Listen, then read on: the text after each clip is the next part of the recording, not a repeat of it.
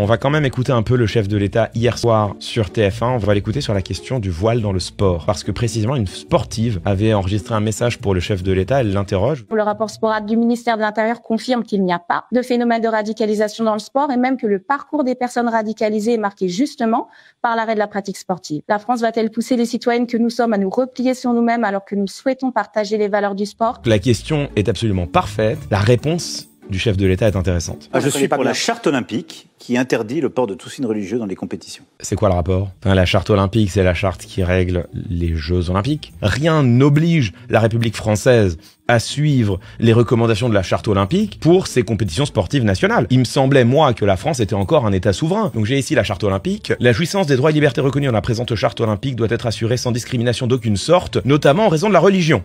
Une discrimination en raison de la religion, c'est plutôt comme cela que l'on pourrait qualifier l'interdiction de porter le voile sur le terrain. Les comités nationaux olympiques doivent préserver leur autonomie et résister à toutes les pressions, y compris les pressions politiques, juridiques, religieuses ou économiques. Bon, là, on parle des pressions sur le comité national olympique. Le comité national olympique doit s'assurer que nul n'a été écarté pour des raisons raciales, religieuses, politiques ou en raison d'autres formes de discrimination. Donc là, c'est plutôt l'inverse. C'est plutôt s'assurer que tous les sportifs et sportives puissent bien participer aux Jeux olympiques si leur performance les y autorise. Aucune sorte de démonstration ou de propagande politique, religieuse ou raciale n'est autorisée dans un lieu, un site ou tout autre emplacement olympique. Ça ne parle pas du tout du fait de porter un signe religieux, sauf à considérer que tout signe religieux est toujours de la propagande religieuse, ce qui n'est pas le cas. C'est le moment de vous montrer peut-être simplement la photo de Ibtiaj Mohammad, escrimeuse américaine qui a remporté une médaille olympique au JO de 2016, portant le voile. C'est donc bien une réfutation directe de ce que dit Emmanuel Macron. Non, la charte olympique n'interdit aucunement le port de signes religieux, confère cette photo. Non, la charte olympique ne considère nullement que le port du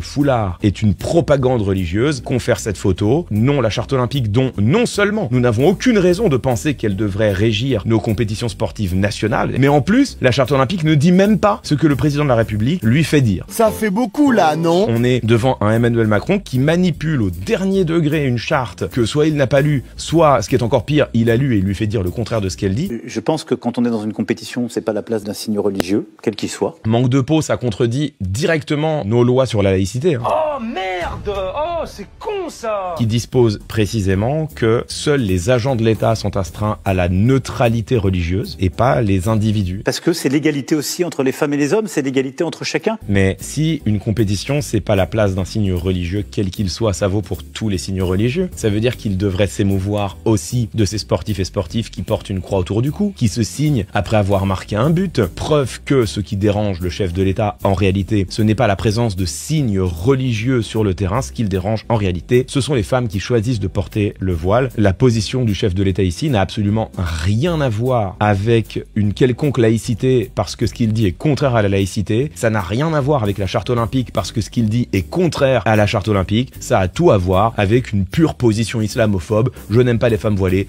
parce que je n'aime pas les femmes voilées. Point. Ça, me semble-t-il, c'est un problème.